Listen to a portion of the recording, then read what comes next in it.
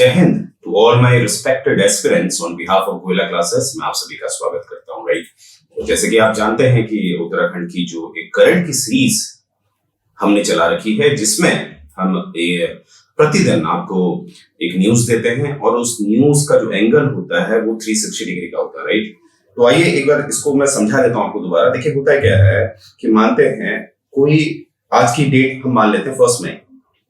तो 1 मई 2023 को कोई न्यूज आई है, वो न्यूज हम मान लेते हैं एक्स न्यूज है। राइट, एक्स न्यूज है। देखिए क्या होता है, अगर कोई भी करंट में कोई मुद्दा आया है, उससे जो जुड़ी हुई जो भी बातें हैं वो हमें करंट के लिए तैयार करनी होती है। आजकल ये देखा जा रहा है कि डायरेक्टली आपको एक्स से नहीं पूछा जाएगा, एक्स से जो रिलेटेड जितने भी मैटर होते हैं वो पूछे जाते हैं, जो भी जुड़ी हुई बातें हैं इससे। राइट, इसीलिए हम इसको कहते हैं 360 डिग्री। इसीलिए हम इसे कहते हैं 360 डिग्री। तो जो भी हम करते हैं उसके पीछे कहीं ना कहीं लॉजिक होता है। राइट, तो बस आप इसको फॉलो करते रहिए और आपको दिखेगा जब आप एग्जाम में बैठेंगे तो आपको हमारे जो भी हमने पढ़ाया है हमारे द्वारा आपको दिखेगा, वो आपके एग्जाम में आपको दिखेगा। और कल का भी आप एक जो PCSJ प्री का जो पेपर हुआ था उससे रिलेटेड मैंने एक वीडियो बनाया है, उसे देखिएगा। हमने जो पढ़ाया था उससे ही रिलेटेड मैटर आए थे, क्वेश्चंस आए थे। राइट, तो देखिए शुरू करने से पहले एक प्लाटो की कुछ लाइंस हैं वो जरा देख लेते हैं। राइट, प्लाटो साहब कहते हैं, good actions give strength to ourself and inspire good actions in others. मतलब कहने का ये मतलब है, जो भी हम क्रिया करते हैं, एक्शंस करते हैं, वो एक एथिकल होते हैं, नैतिकता के आधार पे होते हैं। तो उससे क्या होता है कि कहीं ना कहीं हमें एक स्ट्रेंथ मिलती है, एक पॉजिटिव वाइब्स आते हैं। स्ट्रेंथ से यहाँ क्या मतलब है, पॉजिटिव वाइब्स आते हैं। और जैसे ही हम पे पॉजिटिव वाइब्स आएंगे तो हमारी सराउंडिंग्स में हम पॉजिटिव वाइब्स देंगे। तो कहने का क्या मतलब है, यहाँ पर जो एस्पिरेंट्स हैं, हमारा जो केस है उसमें एस्पिरेंट्स जो तैयारी कर रहे हैं वो एक गुड एक्शन है, क्योंकि एजुकेशन बहुत जरूरी होती है समाज को एक अच्छा समाज बनाने के लिए, एक नैतिक समाज बनाने के लिए। और जब एक एजुकेटेड आदमी किसी भी समाज में बैठता है तो वो कहीं ना कहीं उस समाज को काफी पॉजिटिव वाइब्स देता है। तो जो आप कर रहे हैं, जो तैयारी कर रहे हैं, उसे निरंतर रखिए। राइट, चलिए आगे बढ़ते हैं। तो देखिए यहाँ पर एक न्यूज है जो द टाइम्स ऑफ इंडिया में आई है। डोंट वरी, हिंदी मीडियम वाले बिल्कुल चिंता ना करें, उसको बिल्कुल हिंदी में मैं समझाऊंगा। बस एक ये बताना जरूरी होता है कि सोर्स क्या है। राइट, तो टाइम्स ऑफ इंडिया की न्यूज है कि जो इलेक्ट्रिक व्हीकल्स हैं उसके जो चार्जिंग स्टेशंस होते हैं, वो जो चार धाम यात्रा की जाएगी उसका जो रास्ता है, उसका जो रूट है, चार धाम यात्रा का जो रूट है, उसमें 33 स्पॉट एयरमार्क किए गए हैं, मतलब चिन्हित किए गए हैं कि यहाँ पर जो इलेक्ट्रिक व्हीकल्स का जो चार्जिंग पॉइंट है वो स्थापित किया जाएगा। तो देखिए यहां से साफ पता चल रहा है, जो उत्तराखंड के जो चार धाम है आप अच्छी तरह जानते हैं, बद्रीनाथ, केदारनाथ, यमुनोत्री, गंगोत्री। तो देखिए इलेक्ट्रिक व्हीकल तो आप ले आए, पर इलेक्ट्रिक व्हीकल यानी कि जो बैटरी है वो एग्जॉस्ट तो करेगी। तो अगर वहां पर जो चार्जिंग पॉइंट नहीं होंगे तो इलेक्ट्रिक व्हीकल का क्या फायदा, पहली बात। तो इसीलिए चार्जिंग पॉइंट को रखा जा रहा है, बनाया जाएगा, एस्टैब्लिश किया जाएगा। और उससे दूसरा ये फायदा होगा कि जो हमारा एनवायरमेंट है उस पर नुकसान नहीं पहुंचेगा। अब देखिए ये एक सिंपल सी न्यूज है। राइट, तो मोस्टली एस्पिरेंट क्या गलती करते हैं, इसको पढ़ के आगे बढ़ जाते हैं। देखिए ऐसी न्यूज नहीं बनेगी। अब देखिए मैं आपको दिखाता हूं कैसे इससे न्यूज बनेगी। अब हम देखेंगे, सबसे पहला एक प्रश्न हमारे मन में आएगा कि उत्तराखंड की जो सरकार है वो ऐसा क्यों कर रही है, क्यों ये चार्जिंग पॉइंट जो है स्थापित कर रही है ना। एप्पल गिरा नीचे, क्यों गिरा, क्यों शब्द ना, तो उसने कहीं ना कहीं आविष्कार करे, तो इसीलिए क्यों, वाई। तो let's first go through some government statistics. मतलब हम देखते हैं कि गवर्नमेंट जो राज्य सरकार है ये कुछ कर रही है, तो उसी हिसाब से हम जो सरकार का जो डेटा है, खासकर जो केंद्र सरकार का जो डेटा बनाया जाता है उसको हम पहले लेते हैं, समस्या को पहले समझते हैं, तभी तो समाधान होगा। तो देखिए समस्या क्या है कि उसको देखते हैं। ये गवर्नमेंट का स्टैटिस्टिक है, इसका आप अपने मेंस राइटिंग में इस्तेमाल कर सकते हैं। ओके, तो यहाँ पर देखिए एनुअल कार सेल्स जो है भारत की उसके लिए ये बताया जा रहा है, ये दर्शाया जा रहा है कि 2030 तक यानी कि अभी 7 साल और है, वो जो अभी 3.5 मिलियन है वो 2030 तक 10.5 मिलियन बढ़ जाएगा, यानी कि ग्रोथ होगा। इमेजिन करिए, इतने व्हीकल्स बिकेंगे मार्केट में, और जब इतने व्हीकल्स बिकेंगे तो एक्सपोजर होगा किसका? पॉल्यूशन का।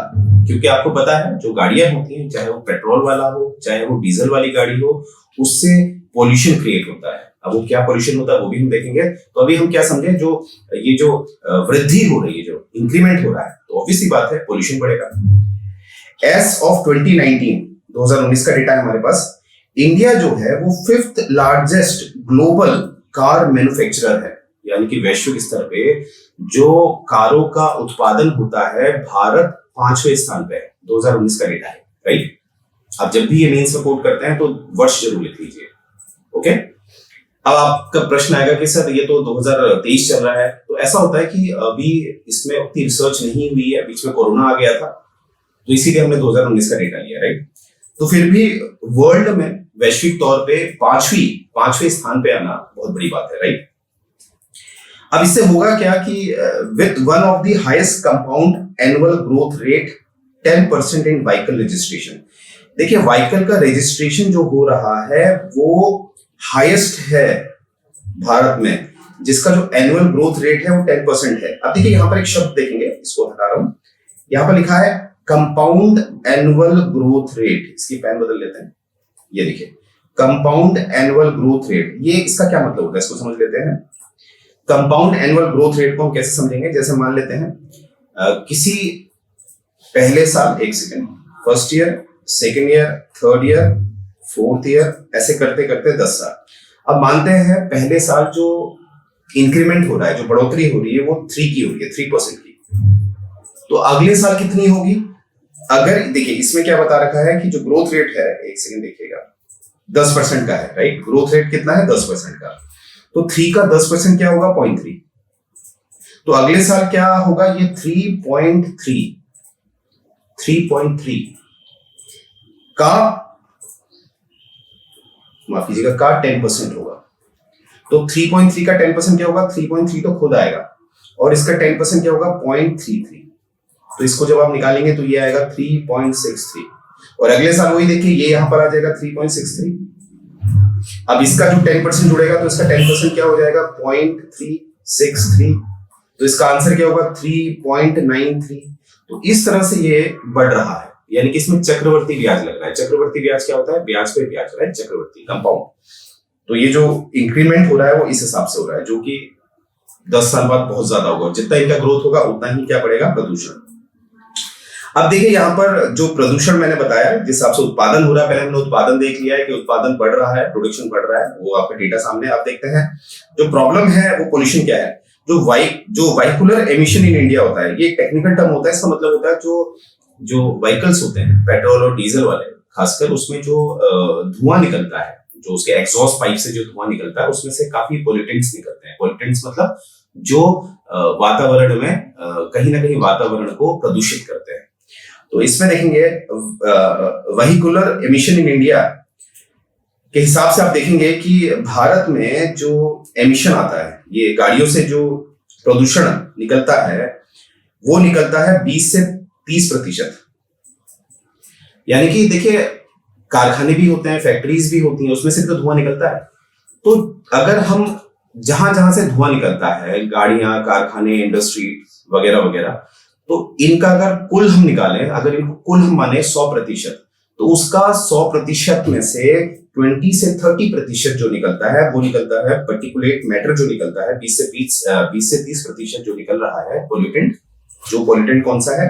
PM 2.5। इसके भी थोड़ी देर में बात करेंगे। इतना याद रखेंगे, जो 20 से 30% निकल रहा है वो निकल रहा है इन्हीं व्हीकल से, गाड़ियों से, डीजल गाड़ी, पेट्रोल गाड़ी। अब देखते हैं, इसमें बात की गई है ज्यादातर जो प्रॉब्लम है वो है PM 2.5 की। ये PM 2.5 क्या होता है? देखिए 2.5 का मतलब है इसका साइज, आप देख पा रहे होंगे इसका साइज। 2.5 का मतलब होता है ये इसका जो आकार होता है, जो साइज होता है वो 2.5 माइक्रोमीटर होता है। और 2.5 माइक्रोमीटर का भी मतलब है कि जो सबसे बड़ा साइज होगा वो 2.5 होगा, यानी कि 2.5 के नीचे रहेंगे, 2.2, 2.3 इस तरह से। और 2.5 को अगर हम समझने की कोशिश करें लेमन में, एक साधारण भाषा में, तो आपका जो एक बाल होता है उसकी जो उसकी थिकनेस है उसका 100 टाइम थिनर होता है ये PM 2.5। इमेजिन कर सकते हैं कितना पतला होता है। बाल का जो उसकी मोटापा है, बाल की जो थिकनेस है उसका अगर 1/100 आप करेंगे, 1/100 मानते हैं बाल का आकार है 100, तो इसका 1/100 आप करेंगे तो 1 आ जाएगा। तो 1 क्या साइज होगा? 2.5 पार्टिकुलेट मैटर का। तो ये होता क्या है, जब ये वातावरण में फैलता है तो आप इसमें सांस लेते हैं, जब आप ब्रीदिंग करते हैं, इनहेल करते हैं, आप सांस लेते हैं, तो आपके लंग्स में चला जाता है। उससे आपको तरह तरह की बीमारियां होती हैं।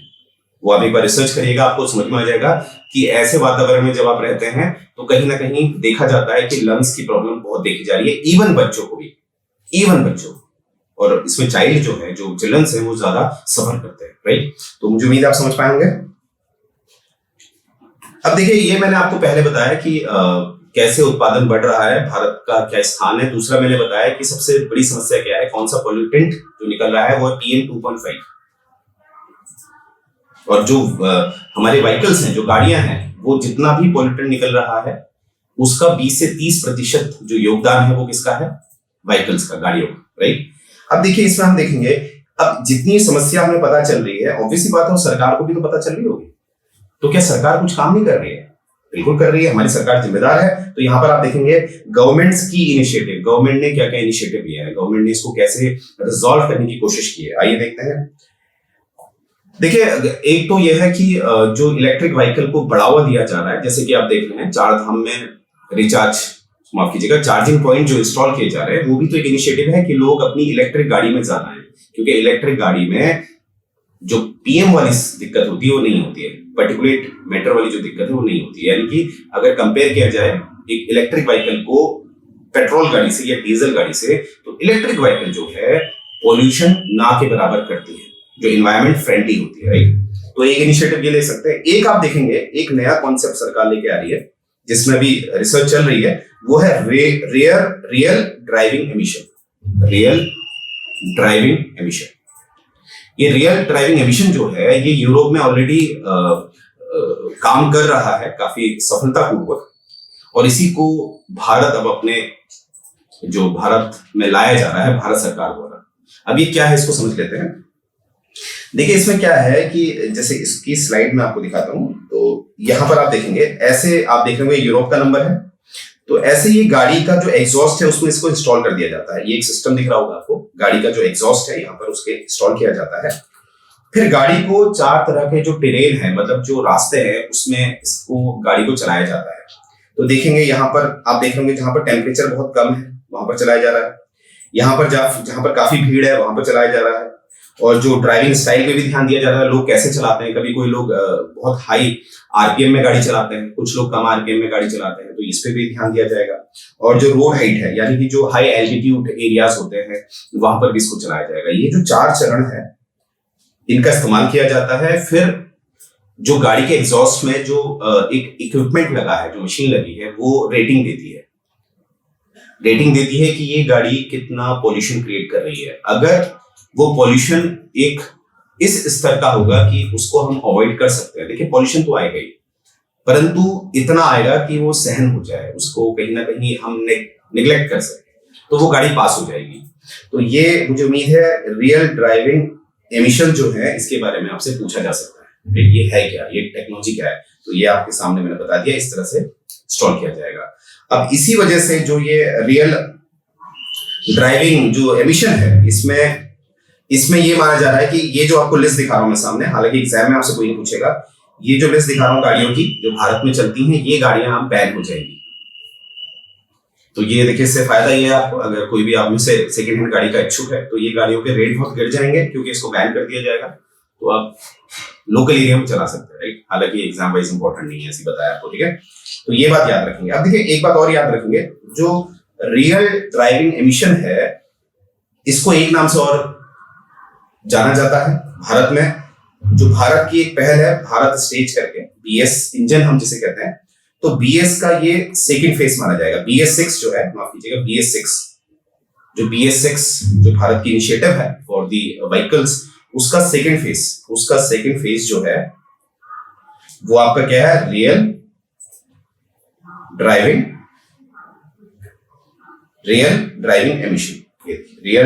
Emission RDE।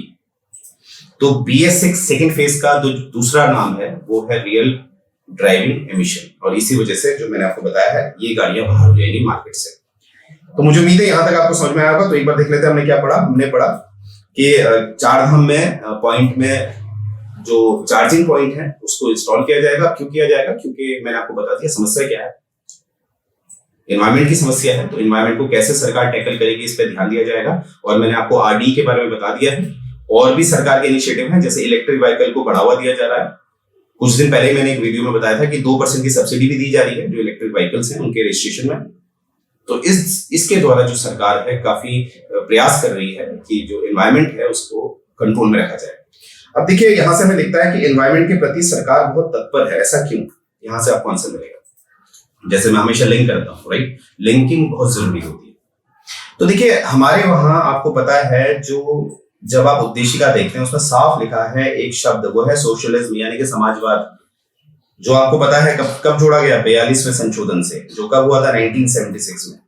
तो समाजवाद में क्या होता है, समाज की सुनी जाती है, समाज के लिए देखा जाता है, जो समाज में जो लोग रह रहे हैं। और जिस देश में समाजवाद की आइडियोलॉजी को माना जाता है वहां पर उस देश के राज्य की यानी कि सरकार की ये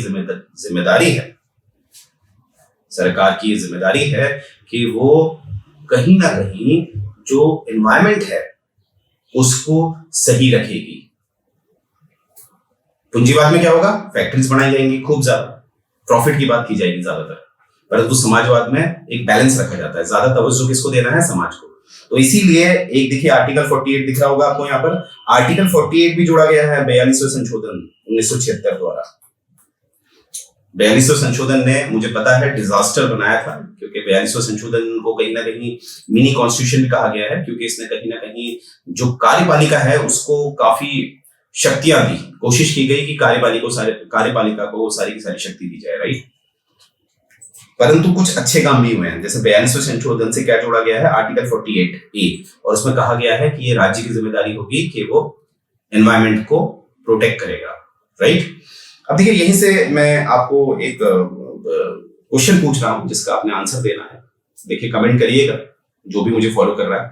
मैं आपसे पूछ रहा हूं कि जैसे समाजवाद जो है, जो सोशलिज्म है, वो कहा जाता है कि जोड़ा गया 42वें संशोधन 1976 से, यानी कि 42वें संशोधन कब हुआ था, 1976 में। तो क्या हम ऐसा कहेंगे कि भारत जो है, भारत समाजवाद हुआ है 1976 से? क्या भारत की जो आइडियोलॉजी है समाजवाद की 1976 से आई थी? क्योंकि उद्देशिका में तभी जोड़ा गया इसे। क्या उससे पहले भारत पूंजीवाद था क्या? तो इसका कोशिश करिए, जो भी मुझे फॉलो करता है वो इसका आंसर दीजिए। इसका आंसर मैं आपको दूंगा बहुत जल्द, इसका आंसर मैं आपको कल दूंगा, कल वाले जो करंट आएगा, राइट। तो आप लोग कोशिश करेगा। तो मुझे उम्मीद है ये आपको पसंद आएगा। तो ये चार धाम का आप देख सकते हैं, जो चार धाम है, बद्रीनाथ, केदारनाथ, गंगोत्री, यमुनोत्री, ये उत्तराखंड के चार धाम है। ये बेसिकली उनके लिए जो उत्तराखंड के नहीं है तो उतने फैमिलियर नहीं होते हैं। तो कोशिश करिएगा कि चार धाम की जो लोकेशन है किस नदी के तट पे है, इनके आसपास कौन से इंपॉर्टेंट प्लेस हैं, तो वो आप देख लीजिएगा। तो देखिए यहाँ पर आप समझ पा रहे हैं कि बहुत जल्द आपके लिए MCQ फॉर्मेट का जो प्रयास कोर्स है वो भी हमारा लॉन्च होने वाला है बहुत जल्द, जिसमें आपको फ्री में पढ़ाया जाएगा। और उसमें एक MCQ फॉर्मेट में आपका पूरा का पूरा उत्तराखंड का जो GS है वो पूरा किया जाएगा, राइट। और इसमें जो आपकी टेस्ट सीरीज है, देखिए प्रवर और अवर के लिए, अपर और लोअर के लिए हमारी जो टेस्ट सीरीज है, it will cost you only 999 each. और अगर आप कॉम्बो प्राइस लेते हैं तो it will cost you only 1499। और देखिए टेस्ट सीरीज लेना बहुत जरूरी होता है। देखिए प्राइस क्या है, ओनली 1499, राइट। इतना तो आप कहीं KFC में जाते हैं तो अगर आप 4-5 लोग हैं तो उससे ज्यादा बिल आएगा। तो एक बार एक टेस्ट सीरीज को जरूर लीजिएगा, because it's all about coming into the merit, right. अगर आप मेरिट में नहीं आ पाए तो कोई फायदा नहीं है। और नेक्स्ट आप देखिए टेलीग्राम चैनल है जिसमें एक डेली बेसिस में आपको डेली अपडेट्स मिलते हैं, इंपॉर्टेंट इंफॉर्मेशंस मिलती हैं, और जो भी हमारी जो सॉफ्ट कॉपीज होती है, मैगजीन्स होती हैं, जो काफी कभी कोई कोई हमारी काफी फ्री में हम अपलोड करते हैं, तो आप लोग उन्हें डाउनलोड कर सकते हैं, राइट। तो आप इस टेलीग्राम चैनल पे लॉग इन करिए। तो मुझे उम्मीद है आज का लेक्चर आपको पसंद आया होगा। जय हिंद।